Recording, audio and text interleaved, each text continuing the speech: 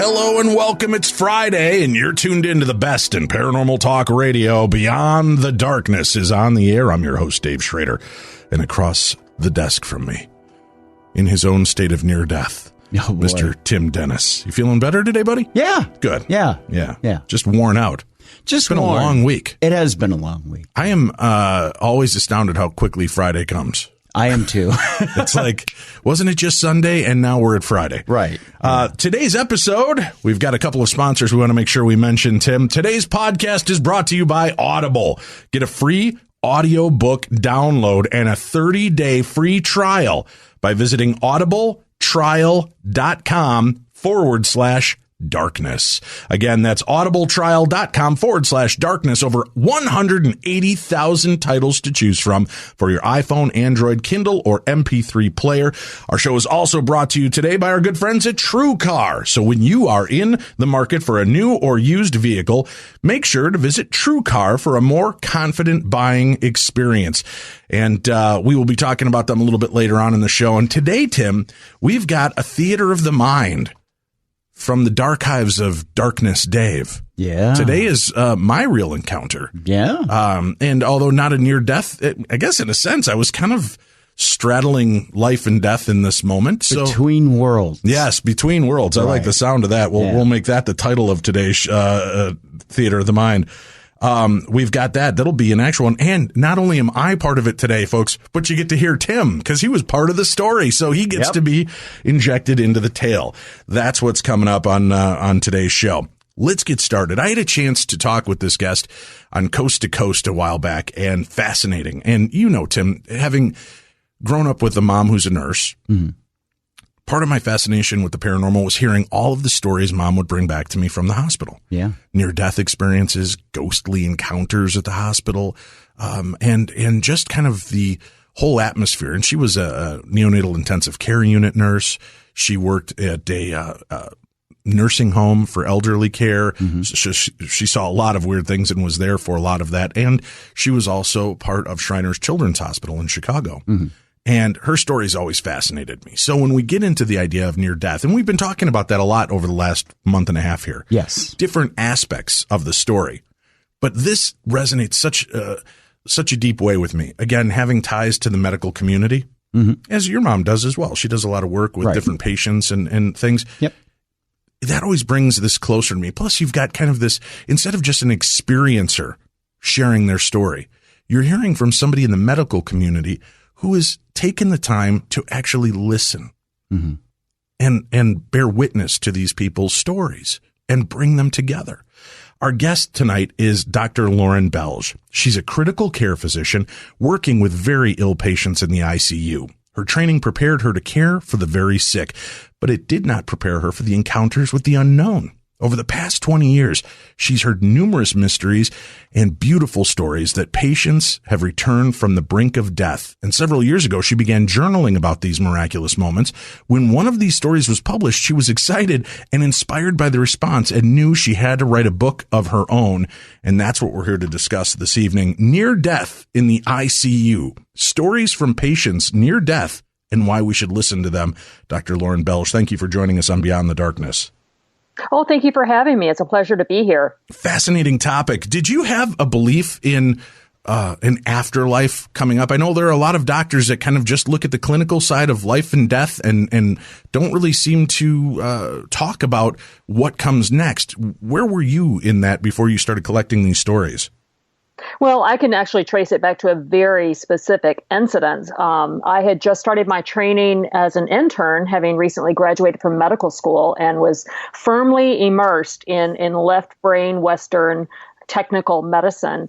And I had an encounter with a patient under my care that I have called Samuel just to protect his identity.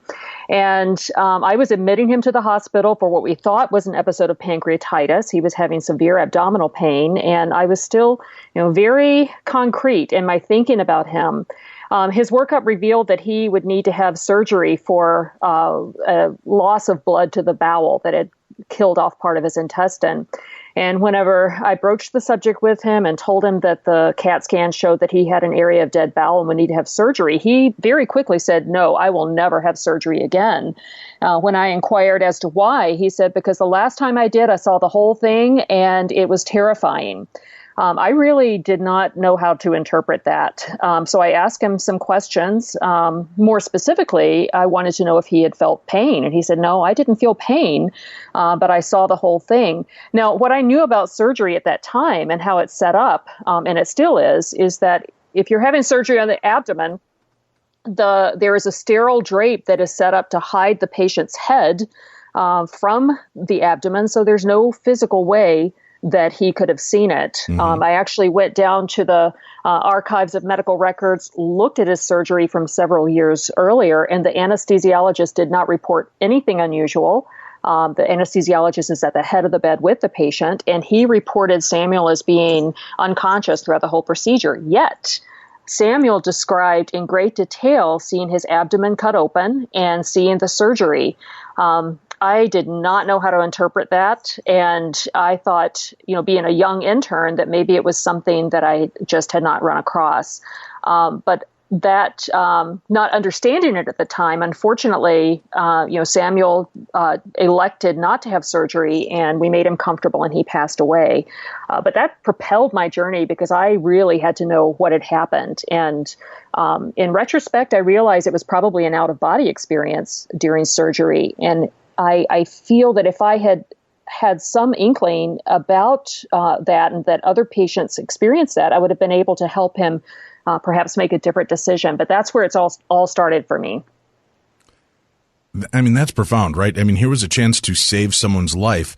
And what normally you would think these near-death experiences would open people to the concept that death is not the end of us. He obviously was existing outside of the physical form.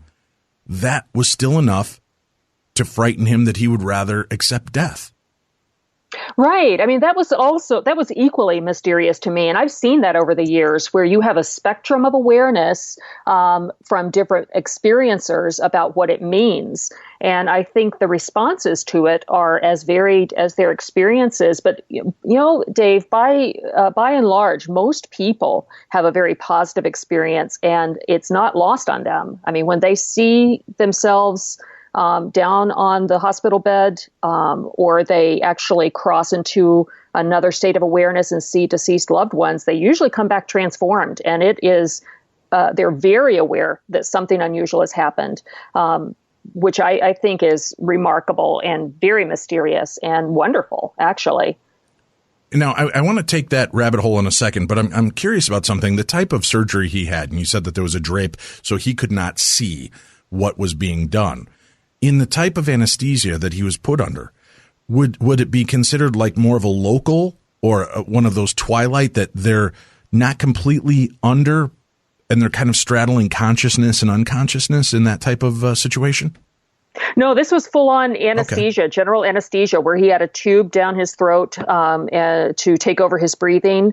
His eyes had been taped shut just to protect them and keep them moist. And his blood pressure was normal. His heart rate was normal. And if you are sedated, but you perceive pain, and your heart rate and blood pressure will shoot up. And the anesthesiologist report from that surgery was very bland, as it should be under general anesthesia. And interestingly enough, I'm working with the University of Virginia right now, the Department of Perceptual Studies, to actually write up this as a case report in a peer-reviewed journal, because I think that is going to be our way into traditional medicine, to be very intentional about writing up these cases so other healthcare providers can learn that here's an opportunity to provide a different level of good patient care. and to be aware that sometimes patients under our care will experience these anomalies of consciousness, and we don't need to dismiss them. We actually need to bring them into conversation and help them process them. It's our responsibility. Let me ask something, and this will be weird because you're the medical expert and I'm coming at it from the other side. Usually the other side is much more willing to believe in this, and it's the medical field that seems to poo-poo the idea of out-of-body Sure. experiences and near death. But we know from experiences and reports that even in a sedated condition, we can still hear, we can still understand and process. Could there be a correlation between being somewhat conscious, hearing what's being said and spoken? We've opened the abdomen, we're removing this, or we're dissecting that. Could it be that that is doing nothing more than inspiring the imagination as they're hearing this, that the brain is processing this procedure? And in a sense, because it's happening to us, we're perceiving that we're watching it from an out-of-body experience, when what's really going on is the narration is walking us through this. Sure, that's possible. I mean, it's all possible. It's being aware under general anesthesia, having a hallucination, the actual or along the spectrum of the anomalies of consciousness that it's happening there. It's all possible. And actually, that's the very line of thinking that I take with my medical colleagues to say, it doesn't really matter how this happened. The important thing for the patient is that something transformative happened to them that we need to be respectful of. And, I work in the ICU where we do see various responses to medication where people have hallucinations or they have delirium, or they distort reality, or even under sedation in the ICU, they'll come back and give us snippets of conversation they've heard that we weren't aware of. But, I think the near-death and out-of-body experience does have a different tone to it. There is a clarity. There is kind of hypersensitivity to the detail around them. And because I've worked in this environment for 20 years, there is a skill set that you develop if you're paying attention to kind of sort these things out and untangle them and to say, that was likely hallucination, that was likely delirium, this was something else in a category all its own. And, just being immersed in that world, and especially nurses at the bedside, they're very skilled at picking up on what is a near-death experience, out-of-body experience versus a hallucination or a dream or delirium. So it's what I tell my colleagues too is that, does it really matter? Do we need to explain how this happens to acknowledge the fact that something transformative occurred? I use the example with my colleagues that, we can't measure pain, but we believe our patients because we see the expression of pain and we are driven to try to alleviate that pain. In the same way, if a patient tells us something that we can't prove to them didn't happen and they can't prove to us did happen, the central point and the central importance becomes honoring their experience and their truth in a way that helps them heal, because that's what we really care about. All right. Tim, you had a question? Yeah, doctor, I'm curious because a lot of times when we say near-death experience, obviously you have the physical sign that vital signs are going away, that this person is in the process of passing away on the table if it's during surgery. But have you had that experience where someone has said to you, I was above my body, I saw myself, yet vital signs are strong, and you want to say to that person, it had to have been an auditory hallucination. It had to be a visual hallucination where you were coming out of it, where you were coming out of the anesthesia, yet they were firmly under, yet they did have that out-of-body experience.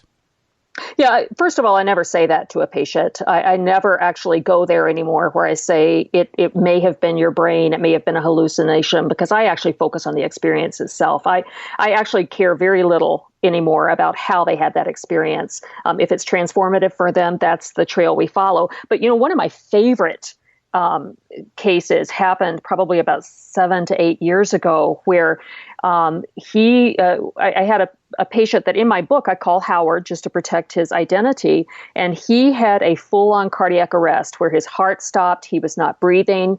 We were doing chest compressions, we were doing all of the resuscitation that we do when someone is clinically dead, and several days later, whenever he recovered and we were able to get him off of the ventilator, he described in incredible detail what we had done to him, not only auditorily, but visually. We know that he was not only unconscious, he actually met the criteria for clinical death. And yet he was able to describe to me exactly what happened. And what was kind of humorous about this situation is that the day that he was able to talk to me, or interact with me, I was actually wearing the same green shirt that I was whenever he had his code. And that's what clued him into the fact that, and helped him kind of bring it back, what he had experienced. And he described in astonishing detail everything that we had done to him. He described me stepping around to the head of the bed and putting the tube through his vocal cords into his trachea so we could breathe for him. He described even some of the words that I had used in the resuscitation efforts. And he had a very interesting experience of having the feeling of rising above his body and witnessing it from up above. And that's not uncommon for us to hear. But what was more intriguing to me is that he actually had the sensation of ascending up through the roof of the ceiling of the room to an area above the intensive care unit that's actually a learning center where we train nurses. And he described that learning center in exquisite detail about the mannequins, the different stations that nurses move through to train, the computers that are set up, the way the tables were set up. And this is a closed learning center. It's not open to patients. And he had been helicoptered to us from a hospital that was an hour away. So he had not been involved in building that learning center 3 years earlier. He had never seen it, but he described it. And that is still one of my favorites. Right. So you're saying he came in there with no prior knowledge of the outlay or what this place looked like. He came in an unconscious position and yet was still able to explain his projection and in detail tell you about the interior layout of this location. Exquisite detail. Wow. His is one of the most detailed that I've ever encountered. Can I ask you this? Is there a true understanding? We've been fascinated by this for years on the show, listening to these stories that come in about people that are being resuscitated long after they should have been, and they're fine. No brain damage, no interior damage. And now they're saying that the brain may actually continue to process for up to 10 minutes after death. What is the real theory? I mean, does modern medical science really understand death yet? Because we read all these articles and hear these news stories of people that wake up in the morgue that are resuscitated 45 minutes after their death. It seems like we only think we have a grasp of what the concept of death is. Yeah, I don't think we understand it at all. I don't even think that we are close to it, but it doesn't mean we should stop inquiring or stop asking the question. Right, and yeah. One of the best examples I use to illustrate that point is, 5,000 years ago, we didn't understand how beer was made. They would simply leave a barley mash outside of their homes and for several days, and then suddenly there were bubbles, and they thought that the gods or the alcohol spirits had come and converted it to beer. But what we know now is that just spores of yeast in the atmosphere would settle on top of this mash, and you process its food source and then ferment it and produce beer. Now we understand that. Then we didn't. And I actually think that probably what is happening is something that we just don't have the science yet to describe. I don't think it fits Newtonian physics. And I think that science is slowly kind of coming to that realization too. But we certainly should continue to ask the question and to hold it in curious regard. And I think if we give it that energy and as a scientific brain, eventually we probably will understand it and be able to explain it in ways that are quite logical, but still preserve the mystery of this experience of consciousness outside of the body. Have you encountered any stories with a person who has had a near-death experience, and when they come back, they're altered? Not in the, oh my God, I love and embrace life more, but their personality has dramatically shifted. They used to love spaghetti. Now they can't stand it. They used to love the sound of children giggling. Now they can't stand it. There was like a fundamental change, as though a different person is now running the ship. Well, I'm going to give you a rabbit hole right now that we might have to follow up on another interview. Okay. But actually, the personality changes happen more when we see organ transplant, where they actually take in the DNA of another person. And that's usually when we'll see more personality changes as far as likes and dislikes. But where we do see physical transformation around near-death experiences has to do more with sensory perception. I've had a couple of patients who have had near-death experiences, confirmed cardiac death, and came back with this expanded sense of awareness. I guess we would call them psychic, or where they would be able to foretell events, that they seem to have this sense beyond linear time space and would be able to predict things. I had another patient who had worn glasses and hearing aids for years, and after his cardiac arrests, he actually had several during his hospital stay. When he finally was discharged, and I saw him actually in our clinic in follow-up, he couldn't wait to tell me what had happened, because he actually, for about 3 weeks after his cardiac arrest, he did not need glasses, and he could actually hear perfectly. He said that colors were brighter, more vivid, and unfortunately for him,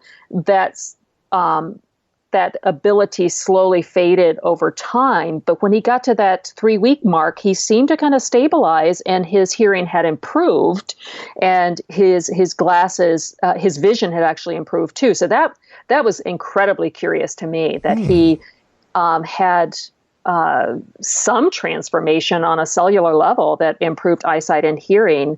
Doesn't it make you wonder, though, is it really a cellular level?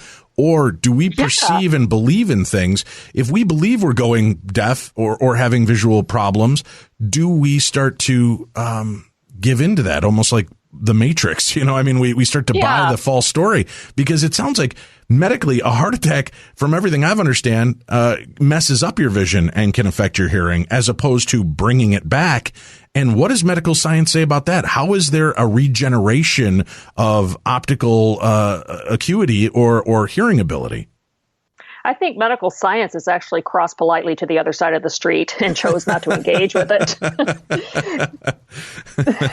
Because, when you talk about that with hardline scientists, they are scientific materialists and actually choose not to engage that question at all. And that's unfortunate, because it's an opportunity to really try to understand the human body and how it's interacting with the consciousness or the mind or the spirit, or however we choose to. But it's very uncomfortable for them.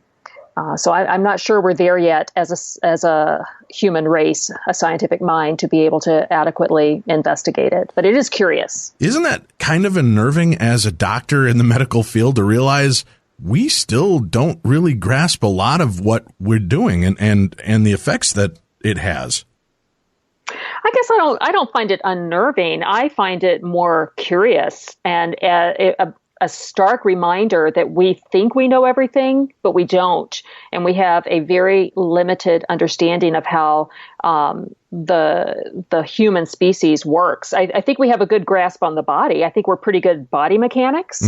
But I think, until we're willing to take it to another level to try to understand what consciousness is. And I think there are people there are scientists who are researching consciousness, but they're still trying to stuff it into that model, that scaffolding of physical matter reality.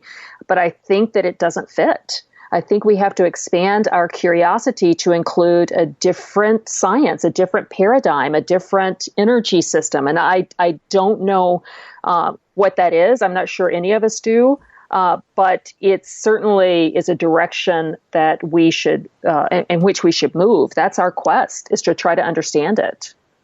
There are near-death experiences. There are what is referred to as shared death experiences, where people that are in the room with their loved one at the moment or moments leading up to the transition will also share in this kind of supernatural phenomena. Have you been in one of those positions yourself where you're there and you're acutely aware that it's not just the ramblings of a fading patient, but that there is something pretty natural to what's going on?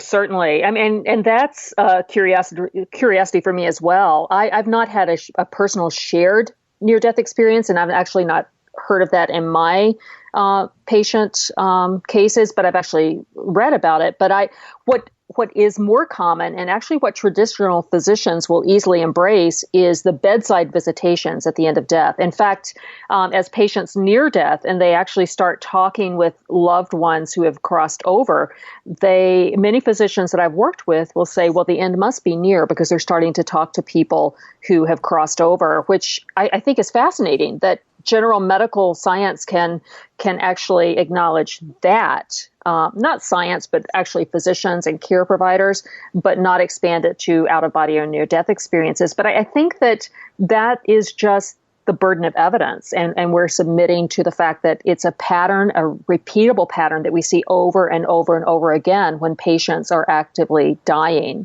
that there seems to be a moment of clarity where if they were unconscious before, or not moving well before, or not speaking well before, that they will have kind of a renewed surge of physical ability and clarity, and they tend to zoom in on beings that we can't see and actually converse with them. You know, it's funny too, that resiliency just before death. My good friend, one of my oldest friends and almost like a brother to me, Rick, his uncle, who we were very close to, was fading and went into a coma. And the family was there visiting with him every day, and there was no response.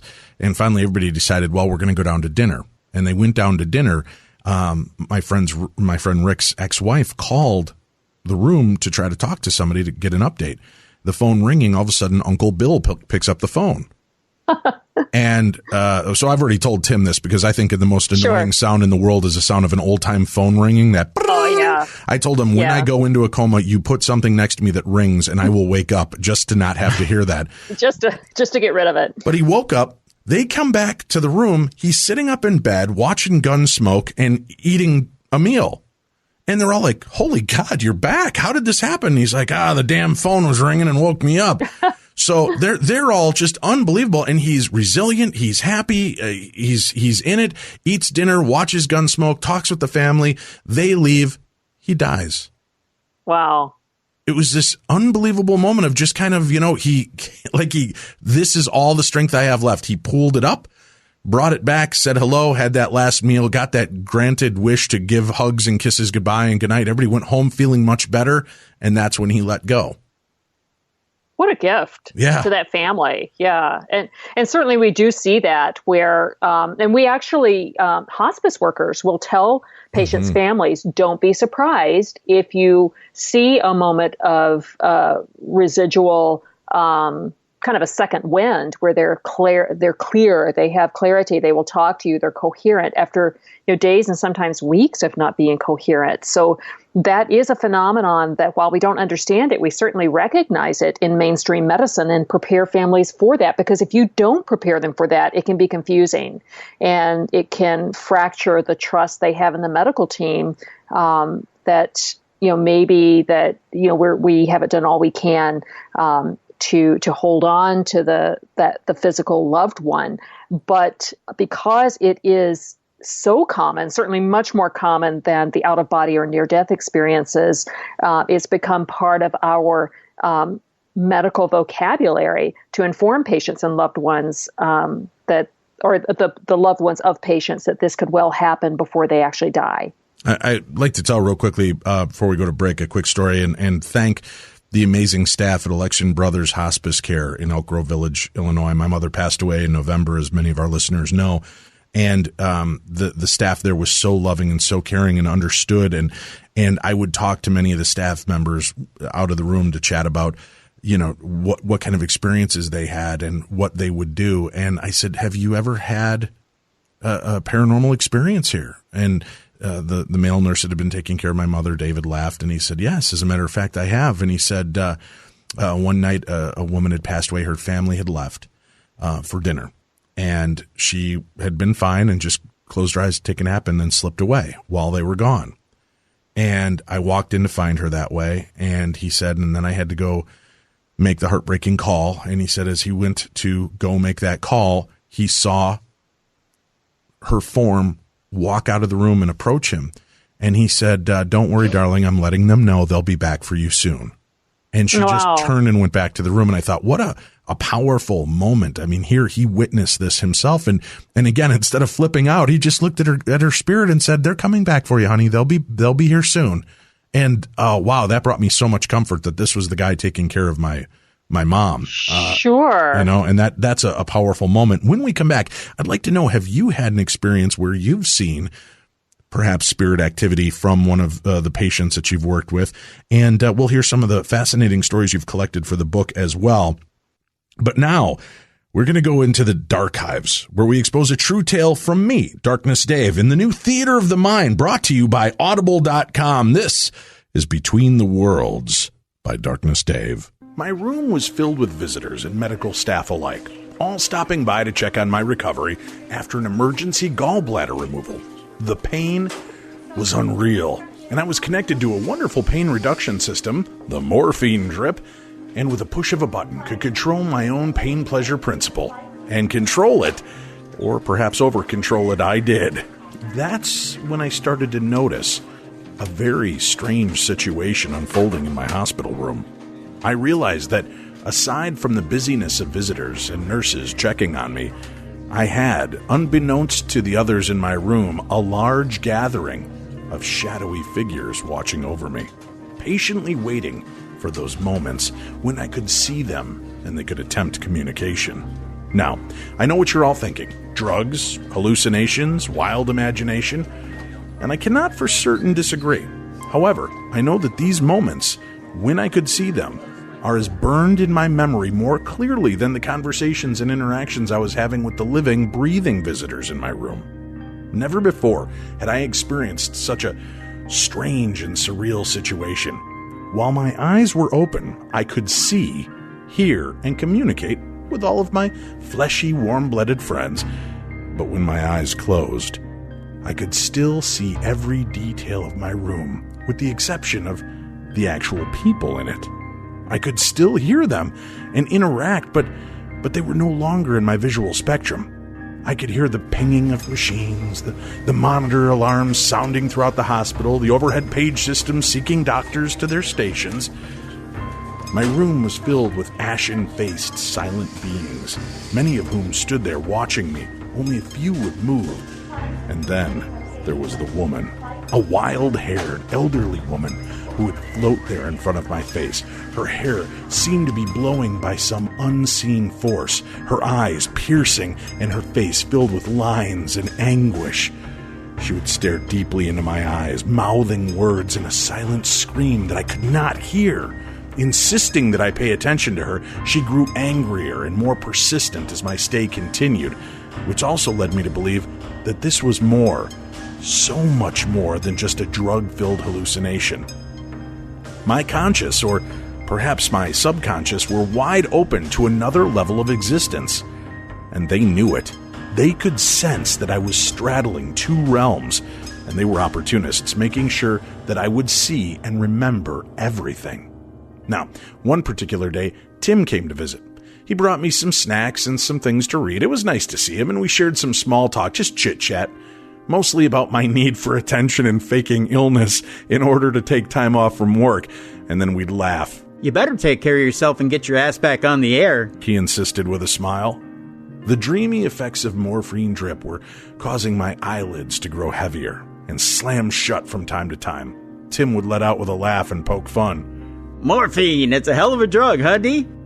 We would laugh, and I would fight to keep my eyes open. We spoke about my son's wedding coming up that weekend and how Tim was willing to give me a piggyback ride to the nuptials if I needed one. I replied with a smirk and a snicker. Then my eyes closed, and I could see my room again, devoid of Tim or my girlfriend at the time or my son. My head slowly pivoted to the opposite direction of my living friends and focused to the corner of the room where my less lively roommates had congregated. One moved forward and pointed at me, his long finger wagging, his mouth obviously moving in an unheard conversation. All I could hear was this creepy hissing noise from his mouth, while the others spoke in hushed whispers. I couldn't make out, but they seemed to fill the room. I spoke out. I'm sorry, I just can't hear you. I wish I could. I see your mouths move, but I can't hear a word. Then I heard Tim's concerned voice question me. Hey, D, I'm over here. Who are you talking to? I informed him there were a lot of people here wanting to be heard. There was a bit of a pregnant pause, and I heard his voice cut through my surreal experience, only this time all the spirits in my room turned to face him as well. Hey, buddy, there's no one over there, he assured me. We're all over here on this side of the room. I laughed and said, good thing, because it's pretty crowded over here and I can see them only when I close my eyes.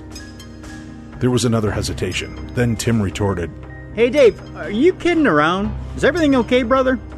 My head turned to the sound of his voice. It was weird. I could hear him so clearly, but visually could not see him. Yet, in the other part of my room, I could see the throngs of creepy roommates I had amassed, but I could not hear them. My eyes popped open, and I looked into the face of my worrisome friend. It's all good, Tim. Morphine is a hell of a drug. And with that, our conversation came to an abrupt end. My eyes dreamily closed, and I heard him tell my girlfriend, I'm gonna head out. Let me know how he's doing. That was really weird. The days after I was released, I racked my brain trying to understand and often vacillating between belief and disbelief of what I had witnessed. I tried so hard to convince myself that everything I saw and experienced was the machinations of a drug-induced haze. But I could remember it all. So clear, so vivid, and that stuck with me. That sent me down a rabbit hole that I have yet to pull myself out of, trying to understand or comprehend what is going on around us, unseen at all times. Are we just that close to another reality or dimension? Do the dead really surround us? Then my heart sank as I thought about a room filled with ashen, washed-out ghosts, trapped, caught between this world and the next, and filling the rooms and halls of hospitals, asylums, and institutions around the world. How many millions, or perhaps hundreds of millions of spirits must still walk these halls? What I found most disturbing was why they were still here, walking among us, especially in places like that. I mean, I would hope in the end, if I stay, I'll be bouncing between visiting my kids, scaring some investigators at an old asylum, or popping in and out of the nearest Hooters. Hey, what? I'm only human. Why do spirits choose to stay or be stuck in these circumstances? My only solace came from a fellow investigator and researcher that shed some light on what may come next and why those that stay here are still here. It was a packed bar filled with muted conversations lost over the sound of 80s music playing through the speakers when my dear friend Misty Bay looked deeply into my eyes and said, When we all die, all that we are, the good, the promise, the light, will go on and complete its journey, wherever that may be. And that which is left behind, the anger, the resentment, jealousy, pettiness, the base, the animal part of all of us. That's why communication is often short, limited to bangs and flickering lights and an occasional get out, and why most communication is so basic. It leaves behind the animal instinct, pack mentality of sticking with others like itself in an environment that it's familiar with, until at some point that energy fades and finally goes out like a match in the breeze. I looked at her and questioned, well, then what happens to the light of us, the best of us? Without missing a beat, she lifted the beer bottle to her lips, took another long pull, and said, Now that is the real question, isn't it? With that, we sat in silence, enjoying our libations and reflecting on the imaginings of what lies beyond. So try to comfort yourself with that thought as you hear tales of lost spirits, the communication, and the reality that seems to be pushing itself into our realm. Take a moment to realize that, much like Jacob Marley warned as he rattled his chains in dire warning to Ebenezer Scrooge in Dickens' A Christmas Carol, the change we forge in this life, we must carry on to the next, Ebenezer. Be kind, shorten those chains, and make life right while you have the chance, instead of leaving a dark and tortured version of yourself behind, bound to this earth by all the negativity we create for ourselves and bask in daily. Maybe, just maybe, the longer you allow the negative in and to surround you, the longer that part of you will stay behind until it fades. So welcome to a world of possibilities, of nightmares and hope. Welcome to the reality that is the supernatural.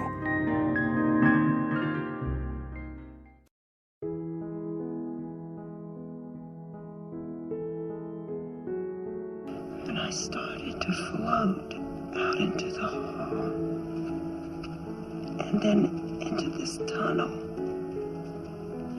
toward this light. And it was the most beautiful light I ever saw. And I heard this voice, and it was the most beautiful voice I ever heard. And it said, "Beyond the darkness."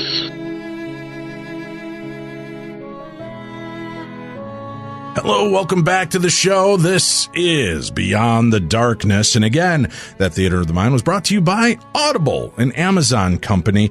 And as you know, I love books. I love reading. I love kind of sharing these experiences. And I don't know if you guys are aware of this, but a lot of the books that you hear on our show are available in Audible form. Well, what's Audible, you say? Very much like Theater of the Mind, not always the theatrical version, but it is someone reading the book for you. I got the Bruce Springsteen Born to Run Audible book, and I love it. I take it with me. I listen to it when I'm making the long trek from our home all the way up to St. Cloud, and pop it in when I'm going to be in a long line or out in traffic, just to kind of catch myself up and keep me entertained. Sometimes I get tired of regular talk radio or rocking out to the 80s, and I want to listen to something fun and fascinating. You know, I did a Star Wars book a couple of weeks ago. I'm doing Born to Run, Bruce Springsteen Audible book right now.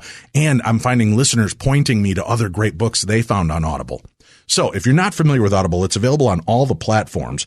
And listeners of Beyond the Darkness podcast, check this out. Audible is offering a free audiobook download with a free 30-day trial to give you the opportunity to check out their service.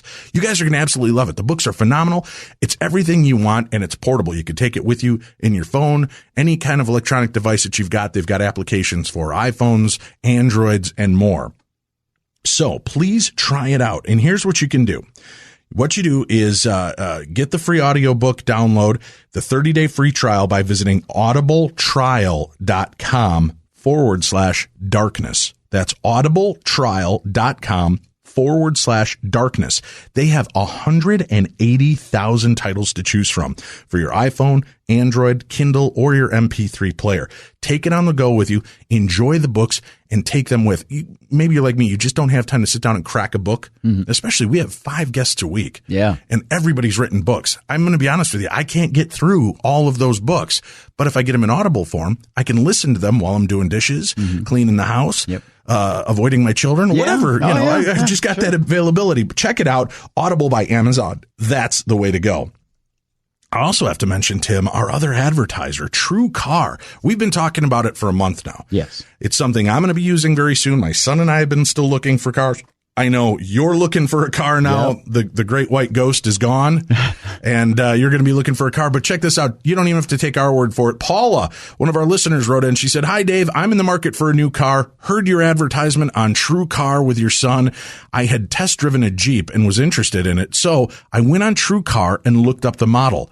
I found a dealer incentives that I wasn't even aware of that totaled $2,250, Tim. Wow. Yeah, over $2,000 in incentives.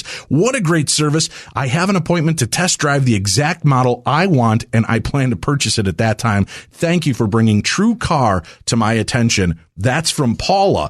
And again, if you're not familiar with it, here's what they've got to offer. They have got over 3 million cars already sold. now 3,000,001, it seems. Right. They've got 13,000 certified true car dealers across the nation. And if you're into the market for a pre-owned car, over 700,000 of those vehicles are currently available. And as our guest just showed you, or our listener just showed you, there are average savings of around $3,000 off the manufacturer's suggested retail price, because when you use True Car, they're going to show you what other people in your area paid for the same car you're looking for. Now, you have what a fair price is, so you can go out, you can feel confident. You know you've got a True Car certified dealer in your corner. You're going to find out all the incentives, all the deals before you even get on the lot. And it's pricing that's going to make it so much easier, going to give you so much more confidence when you purchase your next car. So when you're ready to buy, visit True Car, all one word, TRUECAR, to enjoy a more confident car buying experience. All right, we are back into the show. Dr. Laurin Bellg, our guest this evening. Fascinating topic. And before the break, I'd ask, Dr. Bellg, did you ever have an experience with a ghostly or an apparition of one of the patients that you worked with? Yes, actually, in the book I'm currently working on, which should be available in February of 2018, is called At the Edge, Medicine, Mystery, and Stories of the Soul. And I include some of my personal experiences in this book. A couple of my favorites that I think I can edit down so that your listeners can get the gist of them, I'll share now. One of them, we had a patient who was very ill in the hospital. He only had a wife and daughter. That was his family. And they had been with him throughout his illness. And when it was clear that he was not going to make it, they said their goodbyes, but told us that they did not feel that they could be present whenever he passed. But they didn't want him to die alone. So they asked that someone sit with him as he passed. So the nurse and I grabbed a cup of coffee and just sat down at the bedside and talked quietly about, whatever. And then when he passed, I called the wife, let him know that he had passed. She expressed her gratitude. We hung up, and I went to the computer at the workstation to start documenting the patient's passing and generate the information for the death certificate. I was aware that someone was standing behind me. I could see it out of my peripheral vision, and I turned. It just seemed like a shadow, and I turned, and there's no one there. So I thought, well, I probably just imagined it. But every time I would look straight ahead, I could see it out of my peripheral vision, standing off my left shoulder. And the thought came to me in ways that I just can't explain, that this was probably the man who had just passed. So I just kind of closed my eyes and quietly, in my imagination, in air quotes, tried to communicate with him and inform him that he had indeed passed, and that his wife and daughter had sent their love, and just invited him to focus on the light and go toward it. And then I never saw him again. That shadow disappeared. So that was fascinating to me. And another one that the ICU nurses had shared with me that I wasn't present for, but they were just so excited about, is a lady had come to us incredibly ill. She was never conscious the whole time that she was with us, and we had a hard time tracking down family. And so whenever a guardian, a decision maker was established, we made the decision to take her off life support, let nature take its course, and let her pass away in comfort. So once that decision was made, we moved her out of the intensive care unit up to a regular floor, where the room where it's quiet and more serene.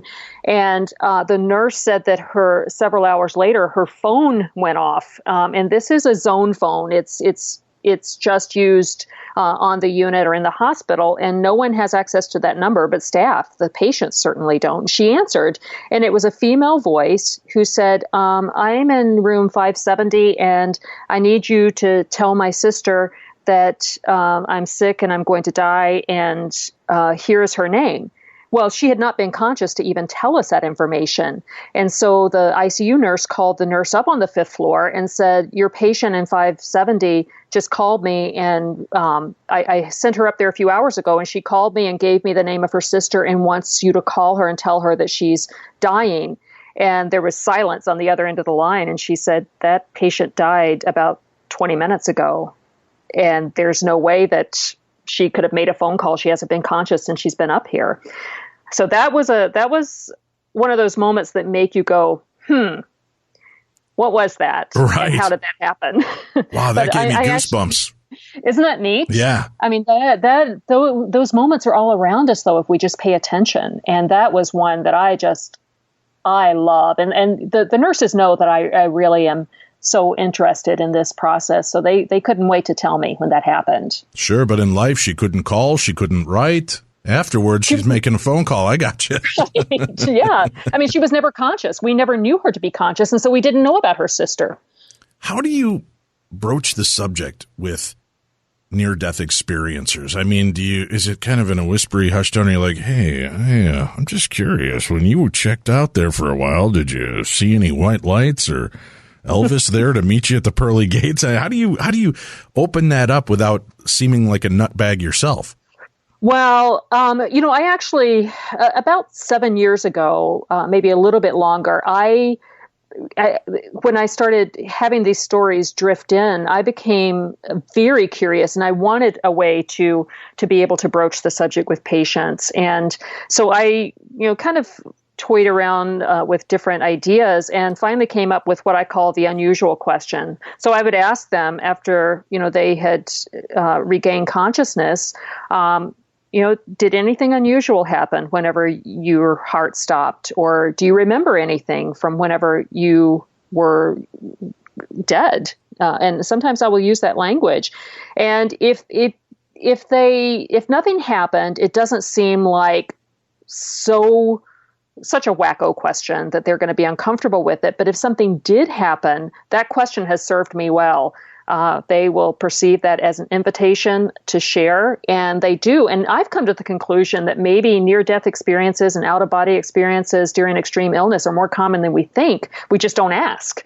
And in fact, a funny story, a colleague of mine who was aware of the book said, in 35 years, I have never heard anybody tell me about a near-death experience. And I just said, have you ever asked? And he said, no, I haven't. And I said, well, if you ask, you might be surprised that it has happened more commonly than you think. And, what's interesting to me is that chaplains, whenever I was doing research for my book, I asked our chaplains, and we have 5, do you ever hear patients talk to you about near-death experiences? And they said, oh, yeah, all the time. They will frequently tell us about experiences of encountering beings and deceased loved ones, or see a white light or the tunnel of light. And that got my curiosity. The chaplains are probably presumed safe space. Right. That we tend to kind of relegate these phenomenon to a spiritual experience, but I maintain that it's a human experience. And if it's a human experience and it's an extension of patient care, what can we do as medical professionals to make sure that we are presumed safe space? Well, now you say presumed safe space, doctor. Are you saying that there's some pushback from a chaplain? That maybe a chaplain would push back and say, well, that's not part of our belief system, and that patient may actually, I guess for lack of a better term, might get shamed for coming out with that?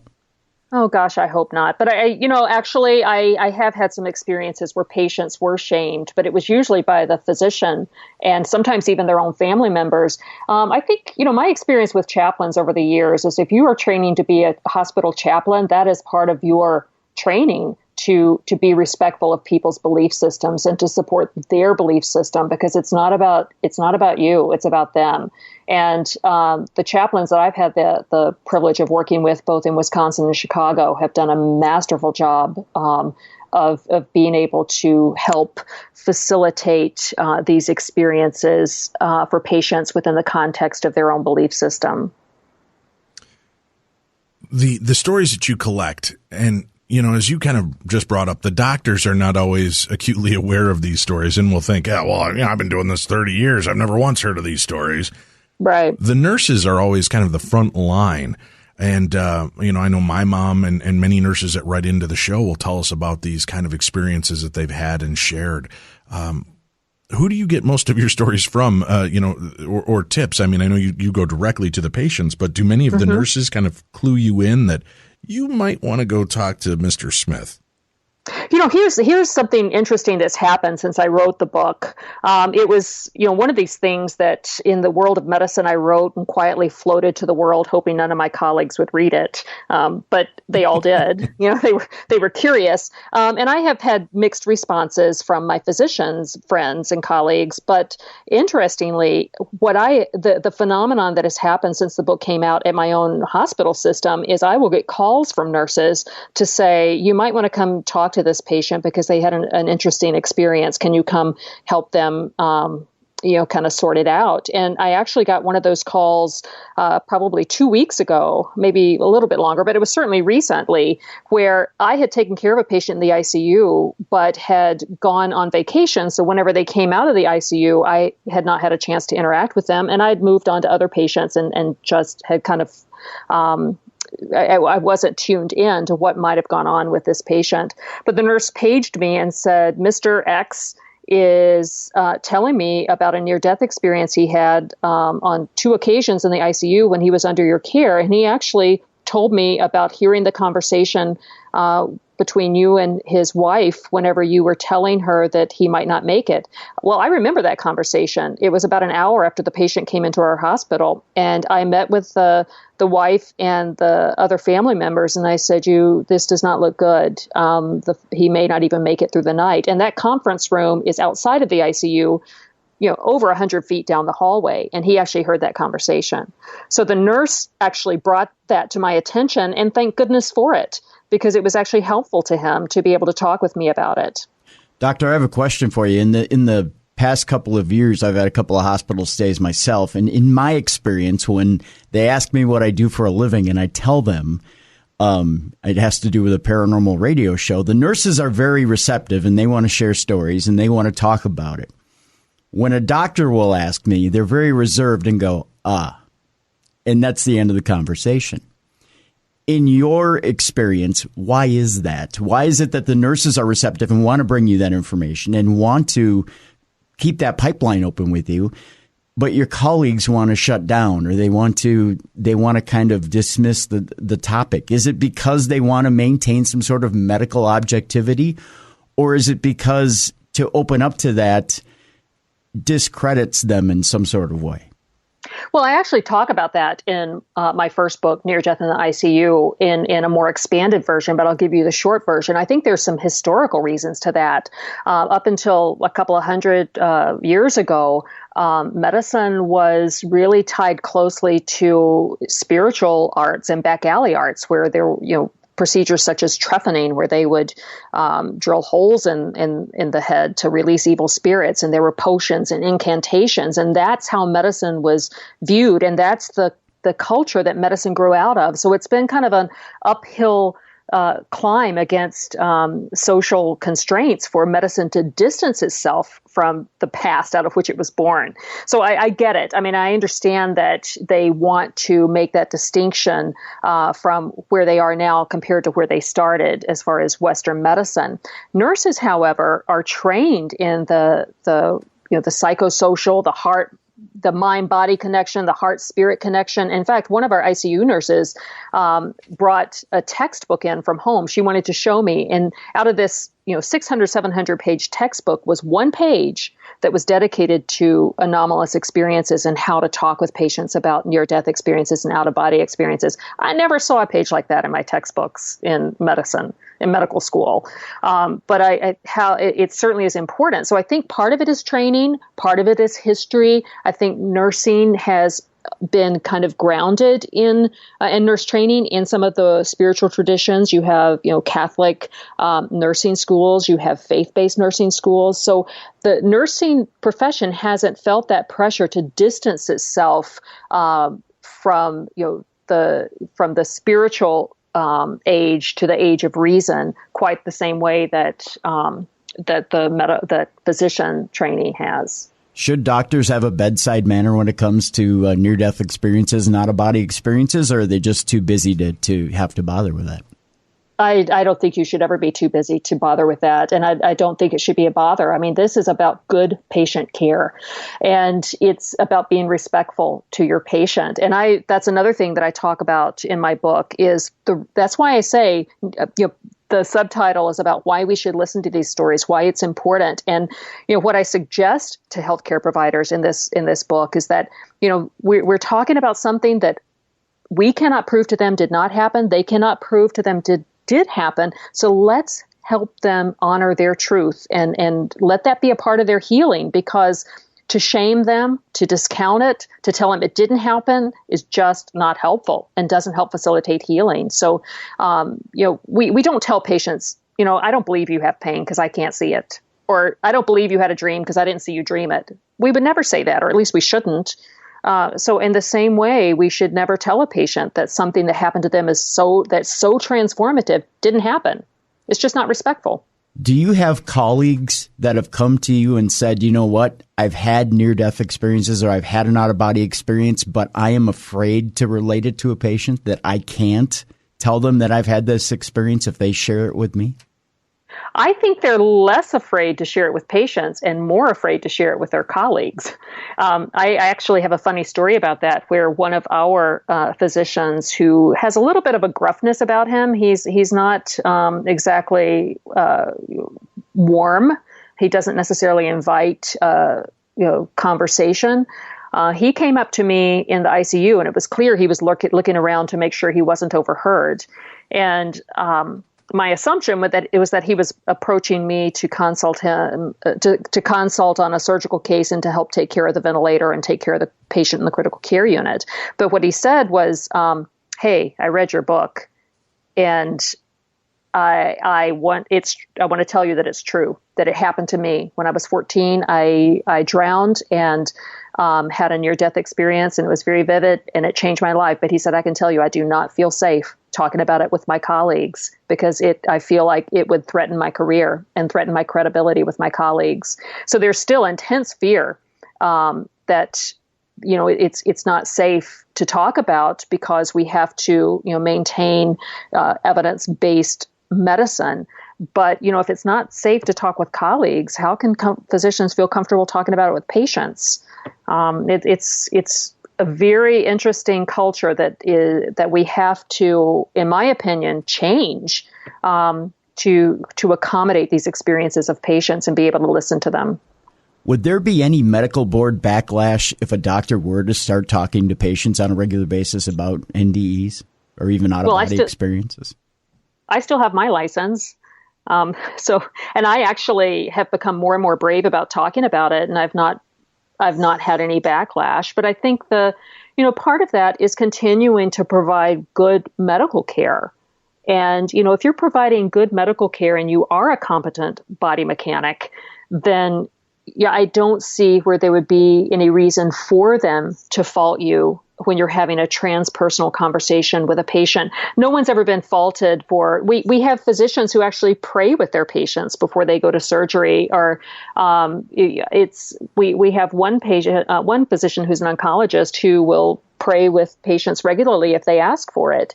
And, that certainly doesn't fit a scientific paradigm, yet, it's accepted because, religion and faith-based practices are accepted in our culture. I think if we continue to have this dialogue, eventually the near-death and out-of-body experiences and anomalies of consciousness will be also accepted in the same way that faith-based practices are. With this said, and knowing that the nurses have this as part of their handbook, have you considered putting together a short pamphlet to start giving to doctors so that they are aware of this? Tim brought up an interesting point earlier. Are doctors just too busy? It seems most doctors are in and out and breeze in and out, and they're so focused on how are you feeling, what's going on with this, that they want to get to the medical and not so much the woo-woo of a situation. Mm-hmm. And I know you said it's important for them to do that, but it also seems like they're under a massive amount of time constraints for how many people they need to see a day and what they need to do to be effective in their role. Sure. Yeah, I certainly feel the pressure of that myself, because the ICU can be very busy. And it sounds like, whenever we're having this conversation, that I, spend an inordinate amount of time interviewing patients. And that's just not the case, because, if our ICU is busy, your focus does kind of shrink down to making sure that patients are safe and well cared for and that they're stable. And, our ICU the two ICUs I work in can accommodate 30, 40 45 patients. And, during busy seasons, if that population swells, you unfortunately don't have the time to attend to that. But if the population is such that you can, after you've taken care of their basic medical needs, can circle back later in the day and talk to them, it's a nice opportunity. I'm motivated to seek out these interviews, right. But not every physician is. But those constraints are very real. I mean, we live in a physical world, and our first responsibility is to make sure that their physical body is safe, healing, and heading in the right direction, and that they're stable. And that's my commitment too, is to make sure that happens. But if the space opens up and provides itself an opportunity, I certainly will ask. But I think that you don't always need a lot of time. Right. Even 5 or 10 minutes of your time to a patient to just hear it, acknowledge it, and move on, I think it would provide them worlds of comfort and validation. Your book, Near Death in the ICU, Stories from Patients Near Death and Why We Should Listen to Them. That part of the tagline, why do you feel it's so important to listen? I mean, there's really no medical advice that can be given. There's nothing in that way to help out, and you can't even really explain what it is they experienced. Why is it important to explore that with your patients? Well, I mean, in one of the final chapters of the book, I actually talk about the current focus on PTSD, post-traumatic stress disorder, in ICU patients. And that certainly is an emerging area of study where all of the procedures and things that we do to a patient can sometimes be translated into a stress response whenever they're awake. And actually there's a lot of emphasis on how to help them process that information, to help them move forward without post-traumatic stress disorder. And I think that, being able to help them process things that happen to them that we can't explain with, catheters or procedures or a tube in their throat connected to the ventilator is also part of that conversation. So I think that's why it's important to help them integrate it and not be so confused about it, because, unfortunately, some of the patients that I interviewed, one in particular who had a out-of-body experience during surgery, who I knew actually outside of work, he said for 20 years he never talked about it because his experience had been so radically dismissed by the physician, who actually told him, "You're mistaken. That didn't happen." That provided 20 years of trauma for him. So, I think that physician was out of line to say that it didn't happen. I think what would have been more appropriate is to say, "That's very curious. I don't understand it. But, tell me what you experienced and what it means to you." And I think that this patient and I both agreed that if the doctor had taken that approach 20 years earlier, it would have made a huge difference for him moving forward and how he integrated that experience into his own life. I have to be honest with you. I was inundated with quite a few emails after our last interview on Coast to Coast AM. We briefly touched on more of the dark stories. I mean, you said, yeah, in all of the ones you did, only a couple came through that had more of a hellish experience. Can you relate to us a little bit about what that experience was like?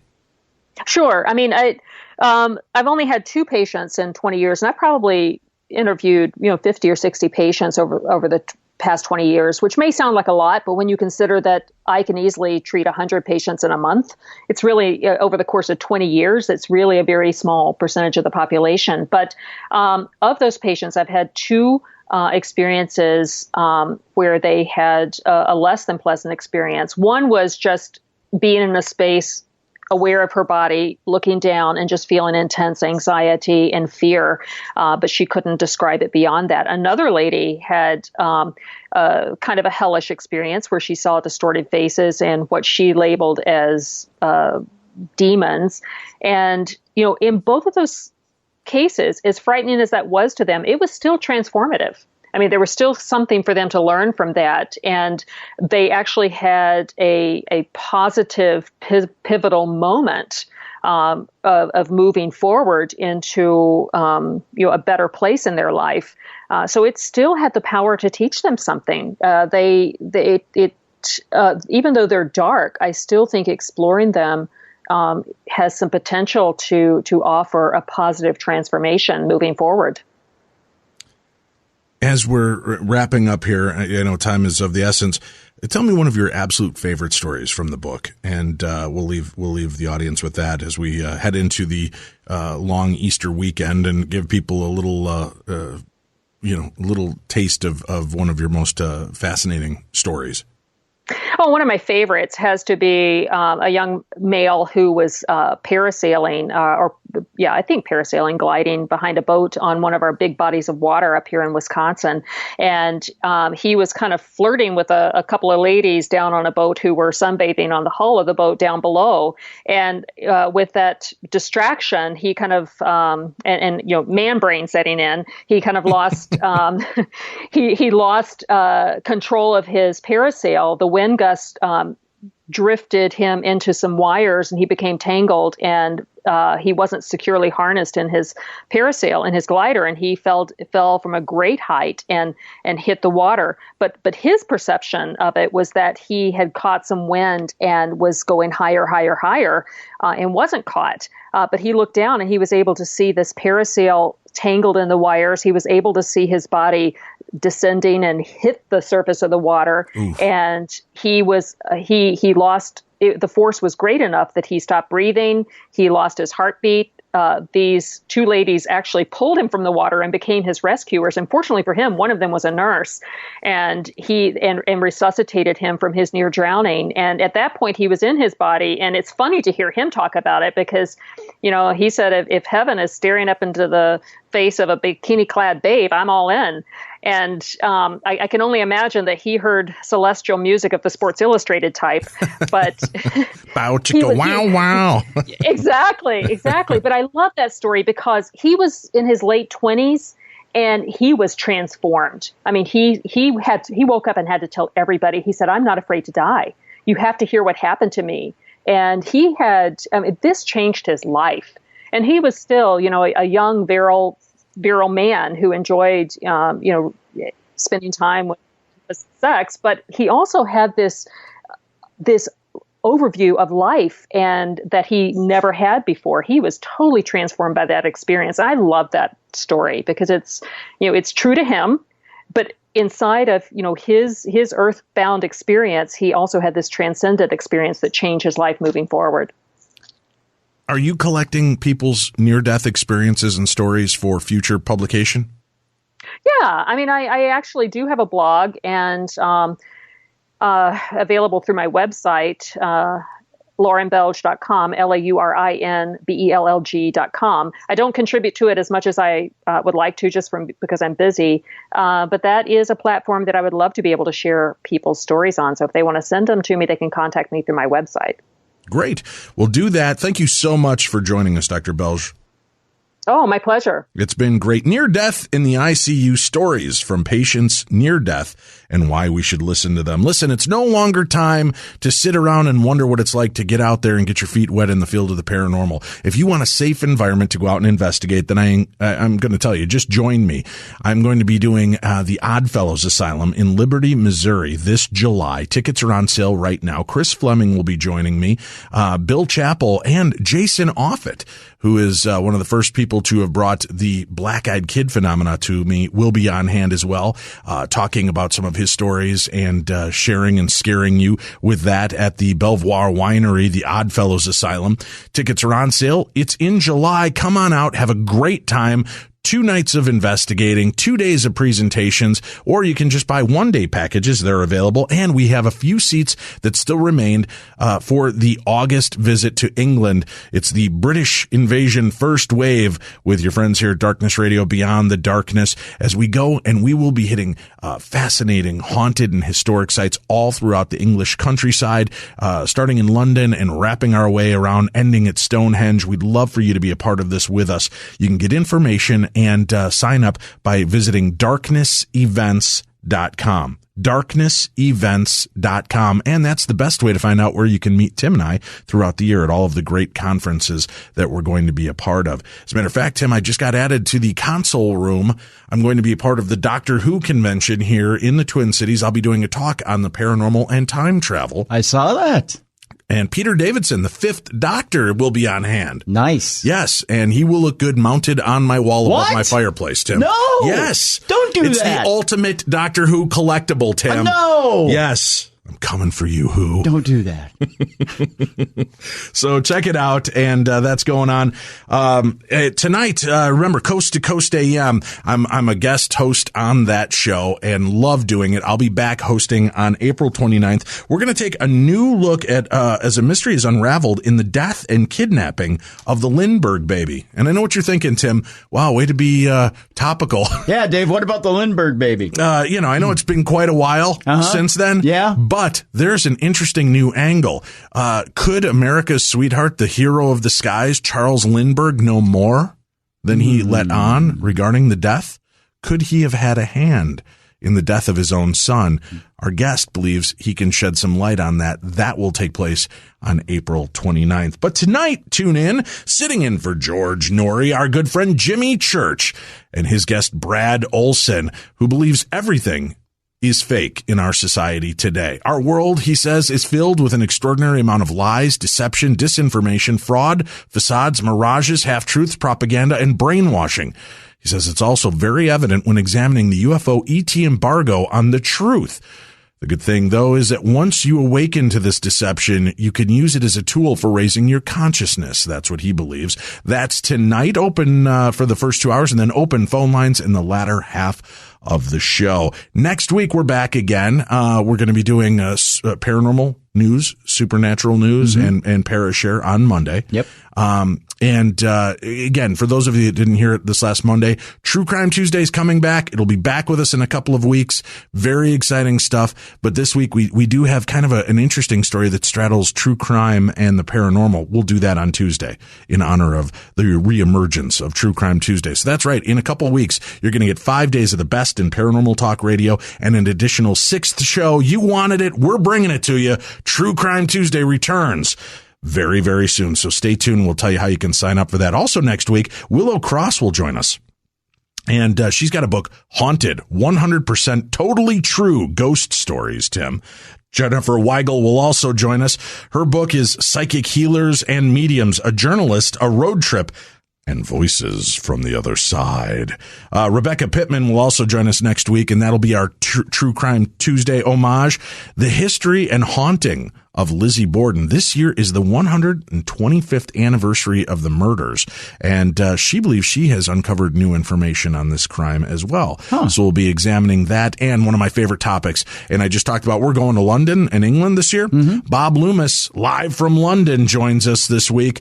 Houdini's final incredible secret, the true story of how Houdini mystified the creator of Sherlock Holmes. So we've got a great week lined up next week for you, and I hope you'll join us here on the best in paranormal talk radio. Today's podcast was brought to you by Audible, and they've got a great program set up for you. Get a free audiobook download and a 30-day free trial with audibletrial.com/darkness. They have over 180,000 titles to choose from on your iPhone, Android, Kindle, or MP3 player. Help out your buddies here on Beyond the Darkness by using that link, audibletrial.com/darkness. And that way you'll be able to take advantage of the special, and it'll be credited to the show, which helps keep us afloat as well. And we also want to thank our good friends at TrueCar. So remember, when you're in the market to buy new or used, visit TrueCar, all one word, TRUECAR, to enjoy a more confident car buying experience. For Tim Dennis, I'm Dave Schrader. We hope all of you have a wonderful holiday weekend filled with laughter, love, and hope. And remember to cherish every moment, whether you celebrate the holiday or not. Be with the people you love. Surround yourself with them. What we have is not promised to us, and it could be taken away at any time. So live every moment as though this is the last moment, so you get all that you possibly can from the life around us. We'll be back again with you next week because we're resilient that way. For Tim Dennis, I'm Dave Schrader. This is Beyond the Darkness.